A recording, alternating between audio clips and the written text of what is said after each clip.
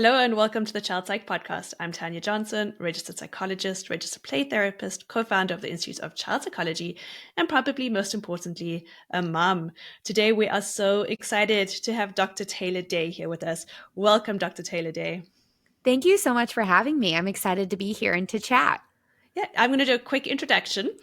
Dr. Tay is a licensed psychologist specializing in neurodivergent affirming care for autistic children and their families, including very early diagnosis and early intervention. She has a PhD in clinical psychology and is a CEO and founder of Dr. Tay Concierge Clinical Care. Her practice integrates the whole family approach, a process she created utilizing evidence-informed principles after seeing a gap in autism care. Today, we're going to be chatting about the whole family approach, strategies for parents who feel like their cup is empty. Yeah. Dr. Tay, that's a huge topic. And I know so many parents, their hearts just went, I think she's talking right to me right now. Yeah. Yeah. I think one of the things is so I actually grew up with autistic brother. We're 10 years apart. And so I got thrusted into this autism space, at a really young age. I was 12 and I became acutely aware of, everything that was going on. And at that time, what was amazing is my brother got a lot of support. But what I saw in turn is that my family wasn't. Like my parents didn't get a lot of support. And then in turn, because they weren't supported, they couldn't also necessarily support me at that high quality level through this process. And so when I was in the field, I was in the field, I was going to go into research. I was in academia for a while and then decided to leave. And I was like, you know what? If we're going to do this, we're going to do it differently. And what it really came down to is, okay, a lot of autism care, and I think this is true of the whole child psychology field, but a lot of autism care is focused on the autistic child, which is so important, right? And we don't want to take that away, but how do we also support the family system that is around them? And so that was like just a big focus right from the get-go with my practice. Dr. Tay, that makes so much sense because really, if the family is not strong, it's really, really hard for the foundation to hold. Yes. Yeah. I think about it, autism or not, like emotion regulation, I think is a common referral. My child's dysregulated. What do I do about it? And then we come at it of like all these strategies for the child. But what we know is that co-regulation is such an effective practice. And a lot of times, unless we're taking more of this holistic approach, we're not asking the parent how they're regulating themselves and really helping them to process through it. And I have so many situations that pop up that are sometimes like, okay, let's take a step back. What's getting triggered for you right now? Which in turn, your child, feeding off of this energy and you guys are building on each other. And so I think it's just such an important piece that I think also the way our medical systems are designed, there's often not space for this. And having my own practice, I'm able to intentionally make the space for it. Beautiful. That's something that Tammy, who's the other co-founder of the Institute, and I found, and it's why we started the Institute, was exactly that, is that we found so often we were working in the play therapy room with just the child, but we wanted to be talking to the parents and to the teachers because those were the people who were truly making a difference in the child's world. It wasn't me who was seeing a kid for maybe, if I was lucky, 4 hours a month, if they came every week. Right. Usually it's every other week. The difference and the change didn't start with me, it was with the parents. And yet I had so little access to the adults in a child's world. Right. Yeah. And then I just think about it as clinicians, a lot of times, especially if things are going through like organized systems like insurance, we're having to justify what we're doing in that time and have it be an intervention we're saying is directly addressing the problem or the challenging, situation that's popping up. And while it absolutely does, there's organizational reasons that it's like, well, why are you spending time with the parent? You should be in face-to-face time with the child and supporting the child. And so it's a more indirect versus direct impact. And sometimes it's hard to justify that. Absolutely. So your whole family approach, tell us about that. Yeah. So ultimately, the way that I designed my practice was, and I think this is an important context, is very different from what we see in, kind of typical clinical care. Ultimately, it is working with the family at a much more higher quality, higher intensity.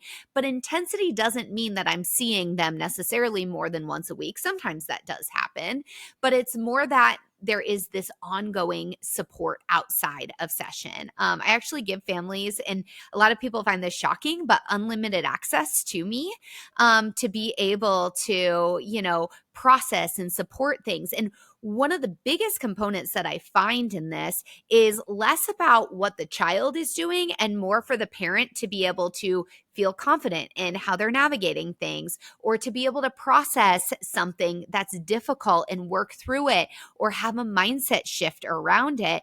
And then that creates such a cascading effect. And so really with the whole family approach, it is this ongoing collaboration where I'm working with the family. But I also have, situations like, for example, I have a family, parents are going through a separation right now, and the quote unquote identified client is actually doing pretty well with it, but the younger sister is really struggling. Well, when younger sister struggles, it has an impact on the whole family. And so sometimes too, it's taking a moment and saying, okay, well, let's work with the younger sister here to really make sure that we're able to support her, because knowing, again, it's this ripple effect. People don't exist in their own little silos without any impact of the family system around them. So beautiful. Somewhere along the way, with Western psychology particularly, we became really, we looked at either the behavior just by itself. How do we fix the behavior? How do we fix, in quotation marks, fix the child, without actually looking at whole systems, without actually looking at what's happening underneath the behavior? And that's why kids end up in your office 6 months later, because we haven't actually looked at the system and what's happening in the roots of the behavior. Yeah, absolutely. Yeah. And a few examples just real quick come to mind on what you're talking about is like the first one in terms of like autism care, working with really young kids. One of the things that I focus a lot on with really young kids is helping the parent to become a coach in these situations, right? But what is so critical, there's a lot of modalities that do that, but then also where is the parent at in terms of their processing of the diagnosis, right? If they're constantly second guessing the diagnosis, or they're feeling a lot of sadness around, what's going on, they're not going to be able to show up in the same quality of capacity for their child if they were able to process through all of it. So that's something, a concrete example of what this looks like is sometimes a session looks like, okay, let's actually take a pause. Your child will still be there and their support needs will still be there. What are you needing right now? And then the other one that actually comes to mind, I don't know if this is a new concept for you or for listeners on the podcast, but within the autism field, we're starting to learn about PDA, which stands for pathological demand avoidance, and that profile. And it's when the autistic child's nervous system goes into fight or flight mode in response to everyday demands. I think it often ends up a common referral of parents going, what do I do? How do I stop this behavior? How do I fix this behavior? And one of the biggest things that I often work with parents is, okay, how can we build some acceptance around this behavior and shift the way that we're giving these, so to speak, demands to have a more compatible communication style between parent and child? Oh, beautiful. Can you give an example of that? Yeah. Yeah. So, I mean, it's something as, let me try to think of okay, here's a great one. This was actually came up in a recent case of a preschooler where PDA is suspected, autism's already diagnosed. And basically the child kept hitting the animals, and the parent couldn't figure out why the child was hitting the animals. And then often the parent would come in just naturally in such a supportive way too, of like explaining why this child couldn't hit the animals and why the dogs are part of the family. And what it really came down to, one of my like recommendations there is this is probably actually activating him more. Instead, let's just kind of take a pause and kind of watch what happens, and almost reducing the demand of you cannot hit. And of course, if the hitting is there, we talked about ways to intervene that, because obviously the dogs do not deserve to be hit. But a lot of times it was more the parent, wanting to over explain, and then that would escalate the behavior. And I was like, I want you to use less words in this moment, and talking about, okay, here's the thing. It's going to feel weird. It's a shift in parenting paradigms. Often you're going to scroll social media and everything else is going to tell you to use a different approach. We got to tailor to what your kid needs. Let's try this out. Let's see how it goes. And the parent came back a few days later and was like, okay, I'm starting to see small shifts. Like, it's really hard for me though to not take it personally or to like hold back. And so then we talked about that. Like, what are you experiencing in that moment too? And like, it was more the parent feeling like they needed to be the one to correct the behavior versus actually kind of letting it play out and doing this in a way that allowed the child to regulate himself first before any kind of discussion would happen. Beautiful. And what I love about that is, while I understand that in session we can talk to a kiddo about why we don't hurt animals, what's happening for the animal, what's happening for you, the impact is in that moment with that parent who is, I'm guessing, focusing on their own regulation so that we can co-regulate with the child and not flooding them with a bunch of words. That's exactly it. And yeah, this child too, to be clear, in case someone's like, oh gosh, this child's hurting animals. It's not in this like aggressive way. It's in this dysregulated way. And it's what we call equalizing behavior too. We'll often see this with siblings. And again, some of it is our responses give a demand to stop. And what actually this child needs is to regulate and slow down in that moment. Mm-hmm. Beautiful.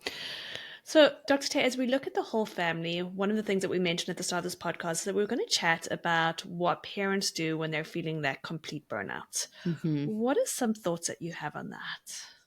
Yeah, I mean, I do have so many thoughts on it, but one of the things I think that comes to mind, and I don't want these to come across as oversimplistic, but I also think at the same time, we often complicate some of this where, one, we have this expectation that one change is going to have a huge impact. But two, we also sometimes can get to a place where we think, oh, that's not going to work. So we don't even try it. And one of the things that I often talk with parents about, especially working in the autism space, a lot of these kids are in a lot of therapy all the time. And they're being told from, surrounding providers that more is better.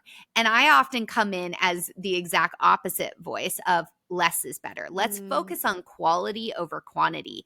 And so sometimes it's, let's dial back a little bit. What are some of those things that we can say no to or take a pause on? And I think, for the parents that I work with, they're so fearful that by taking a pause, they're going to miss out on this like quote unquote like precious opportunity. The moment's going to be gone. And I think some of that is the narrative that they often hear from other providers. And so I do think starting with an evaluation of like what all is being done, and probably if you're feeling burnout as a parent, more likely than not, your child is also feeling burnout too. So that's often somewhere that I start. That's huge. And the message that I often hear about, especially a diagnosis around autism, is get in there early, start treatment early. So I think for so many parents, and even though there's so much truth in that, I think for so many parents, they go, it's now, we have to do it right now. Or there's already guilt, we've waited too long, we've got to make up. So suddenly we have Monday, Tuesday, Wednesday, Thursday, Friday, and all sorts of therapies, but everybody's exhausted. And then what are we really learning when we're completely exhausted? Right. We know that in order for effective learning to happen, you have to be both regulated and engaged. And I think we often forget about those components with children because we're just so focused on the learning, we bypass these. And a lot of times if there's too much of a demand, the child's not regulated and they're also going to disengage from that process. Mm-hmm. So for parents out there feeling the guilt of early, now, your message to them is prioritize, figure out what's needed right now. Right. I do. I'm a big believer in early support and even early diagnosis. It's one of the things that I specialize in but I frame it in a different way. It's not that we need to like get all of these things on board to try to change your child and try to make huge progress. To me, a diagnosis and an evaluation is the ability to understand how your child's brain works and how it's wired and what's going to be most important. But also, what tends to happen, I got in a conversation on Instagram the other day of, I think it was a speech language pathologist saying they saw, 40 hours of therapy was prescribed, and then the parents feeling like, well, I have to do all 40 hours. I think that gets us into this all or nothing thinking. It's either 40 hours or 0 hours. Well, there's a lot of numbers between 0 and 40. Mm-hmm. And I think some of it is not only for your child figuring out what's going to help them the most, and more hours often is not that solution.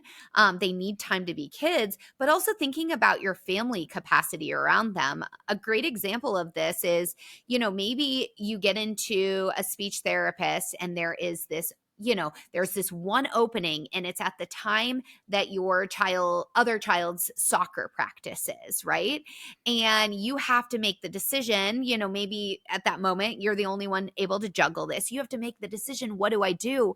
I think what happens is because there's so much pressure, we jump to, well, of course you take that speech therapy slot.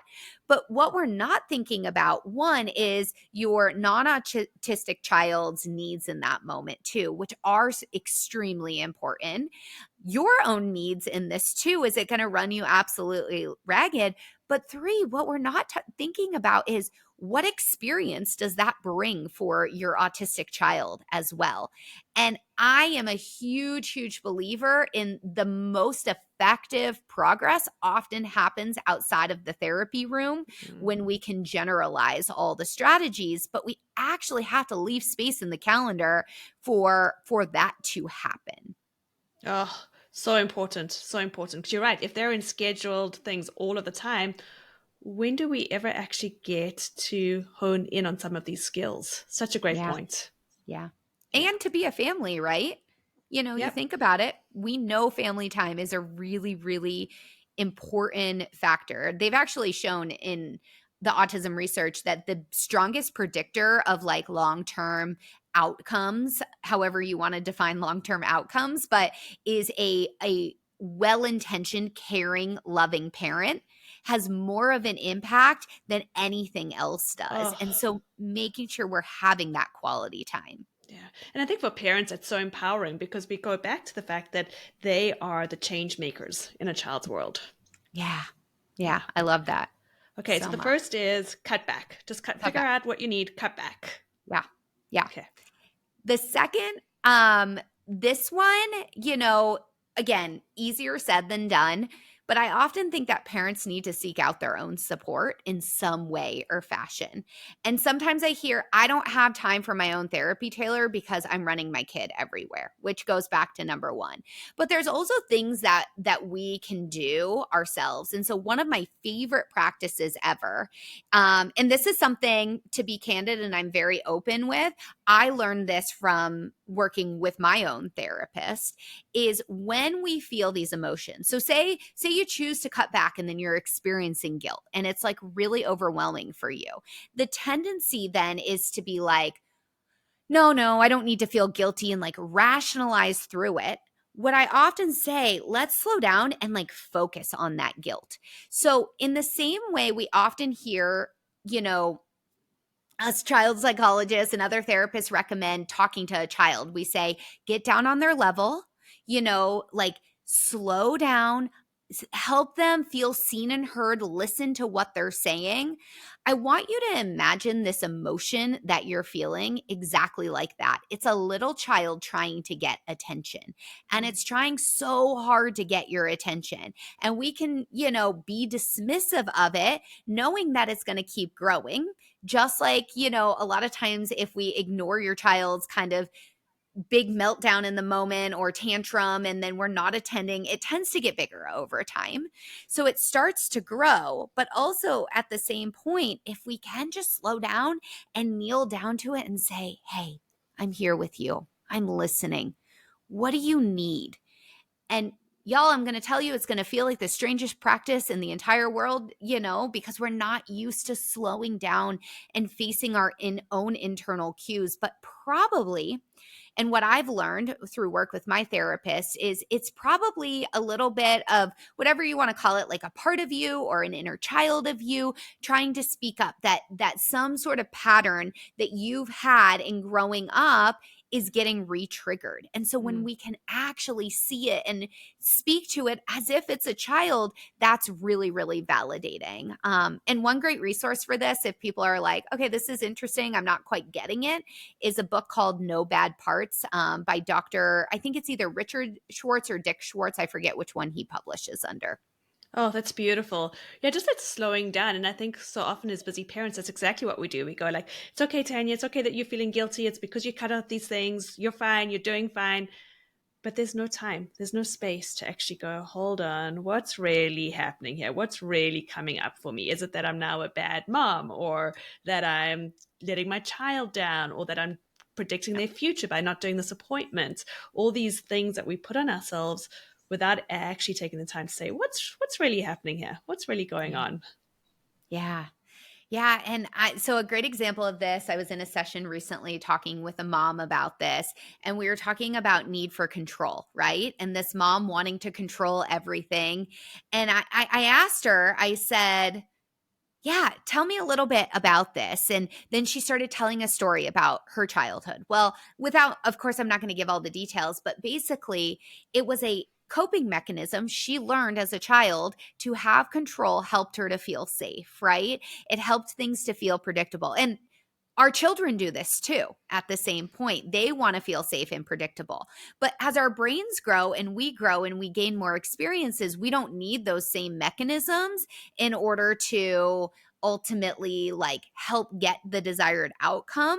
But like not our whole, like the parts of us inside don't know that. They haven't gotten up to date with that. And so a lot of times, and I find this in my own personal life too, like I am a helper by nature. I have always been. I mean, growing up with a sibling, like that was like the role that I learned, and I was really, really good at it. And sometimes it's like me slowing down of being like, okay, what's going on? It's like helper mode is kicking in by default without me even realizing it. Beautiful, beautiful. So I love this. So cut back, have a look at those parts of self, be gentle with yourself, go Mm-hmm. deep, take the time, take the time. Yeah. Yeah, absolutely. Okay. Are there any other things that we can give to parents when they feel like they're just drowning? They're just going underneath the water. Yeah. I mean, some other things that come to mind, and again, this one is going to sound oversimplistic, but I really encourage parents to do an evaluation of how much are you trying to be the hero in this story versus actually saying, I need help. And I think sometimes too, I always give this analogy when I'm working with parents, and pretty much I'd say about 90% of the time they end up being like, oh my gosh, that relates so much. So it's like one parent is unloading the dishwasher every single night, like is doing it. And then parent A says to parent B, I just need help. Will you unload the dishwasher? So parent B goes and unloads the dishwasher, or loads and unloads it. And all of a sudden, so parent B puts forks right side up versus down or something like that, right? And so parent A comes in and is like, that's not how you load the forks. And so then parent B is like, okay, like you just do it. And then parent A ends up taking it back over, right? And there's two things. One, I think that cycle creates more hesitancy to actually ask for help in the future. But I also think sometimes that like perfectionistic mindset can come in of like, well, I want you to do it my way. And so slowing down thought process of, am I even asking for help? And when I do, what am I expecting of other people? And this is another kind of paradigm shift, but it's a great book. It's called The Gap and the Gain. I think so often we're easily in the gap of like, okay, here's what's wrong and here's where we want to go, and we're not there yet. And that feeling not satisfying, but how do we focus on the gain piece of it of like, okay, partner B put some effort in today, and wow, partner B loaded the dishes and the cups and the bottles and all of this correctly. And okay, the silverware, it needs some work, but we can get there, right? And so I think that's some of it too, is inventory of how do you ask for help, but then when you ask for help, how do you actually set that dynamic up for success? And as you're saying that, I'm actually thinking about some of my own client load where one parent, because of scheduling, has assumed more of the responsibility of taking kiddo to appointments and all of the rest. Mhm. And it can be very hard because then that's the dynamic. Everybody knows their role. So when they do ask for help, it often ends up in conflict because suddenly roles are unsettled. It's exactly what you're talking about there. Yeah. Yeah, Yeah. absolutely. Beautiful. Dr. Tay, in your own practice and in the whole family approach, as parents start to really look at the dynamics and start to look after themselves, what do you see happening? I think I see ultimately more of a slowdown mode, and really just kind of tuning in to what's important. It helps them calibrate to what truly is a priority, what they want to focus on, and being more present in the moment. I think, when we go back to the cutting back concept, literally what's happening in that moment is it's a future self coming in that's so worried about the outcome. And we didn't talk about that, but a lot of times that means we just need to do some additional processing of like, what are you afraid of is going to come? But also, what's important in this moment? And I find I hear from a lot of families like, no, I actually don't want to be going in every direction. No, I don't. When I think about our family values, I don't want my kid in, every single evening after school in therapy. I want, some quality time. And I also want, us as a family to have time to actually experience life with each other. And so I think it comes down to a slowing down, a grounding, and a really realignment with what's important. But the thing that I always, always say to families and warn them is you will slip back into that gap mode of like, oh, it's not where we want it to be. Oh, I need to respond to this. Oh, I need to fix this. And what do you do with that? The goal is not to get rid of all these situations that are going to pop up. Rather, it's helping parents to slow down enough to realize that they have the toolkit to be able to navigate through them. Which is so powerful, so incredibly powerful. Dr. Tay, I think what resonates with me is I think so often families identify with my child has whatever diagnosis, and then that Mhm. becomes their entire identity. And right now you're saying, take back what matters to your family and start from there. And then that's the roots. That's the launch pad. What are my family's values? And then how do we move forward instead of it being the other way around? Right. Yeah, because you can be so responsive to that. And I think you can get kind of caught up in the decision making versus ultimately thinking of your family first. And, I say this gently, growing up, and I've been very open with my family about this, and they know that I speak publicly on this. But like I look back, there were parts that I did step into that helper role, and that was really reinforced too because I was so good at it. But in some ways, like what I needed is still to be a kid at many times. And I think when we think about siblings too, we get so focused on what the child with the more apparent needs that we forget about that sometimes the ones without apparent needs have learned to basically mask those needs, and they might not be telling you. And so it is, I think, as a parent, important to slow down and check in with the child who isn't the client. So in my case, with the non-autistic siblings around the child. But I also think to recognize that parents have to be willing to do that for themselves first and like check in with themselves. And I think that can often come with this like, well, I'm being selfish mindset. But I also say, like, one way, if you need this to help you, it's like, okay, I'm going to do this so then I know how to model it to my children. Mm-hmm. Because if you don't do it yourself, you can't be a model of it. Absolutely. And then how do our children ever learn it? There's no place to learn it if we're not seeing it in our own homes. We can learn it later, but then it's an acquired skill. It's not something that will come naturally for our kids as they grow up. Yeah, Yeah. exactly. Yeah. Dr. Tay, I feel like everybody who's listening today, I can almost imagine this overwhelming emotional response as there's almost permission just to say, it's okay. It's okay to slow down and to come back to what's important to you. Mm-hmm. Yeah. Yeah. For everyone who wants to find out more, where can they go? Yeah.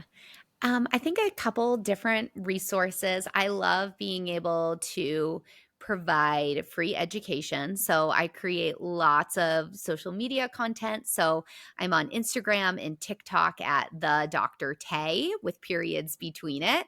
That's a great place. And then I also have my own podcast called Evolve with Dr. Tay. And it is designed for parents of autistic children or parents who are suspecting autism might be part of their child's, picture as well. And, ultimately just reminding parents that they've got this and trying to provide them reputable information. I think there's a lot of information. It's hard to consume. So I love being able to be that roadmap. And then if families are looking for, more support, like on a one-to-one level, in the US, I can practice in currently 40 states. So that, they can always email me at admin@drtaylorday.com or go to my website, Dr. Taylor Day. And in the near future, I hope to also be doing some courses to be able to communicate some of this information, particularly for parents of autistic children. Oh, beautiful. And we'll put your website and we'll put your handles in the show notes too. Perfect. That's Thank you awesome. so much, Dr. Tay. Thank you for having me.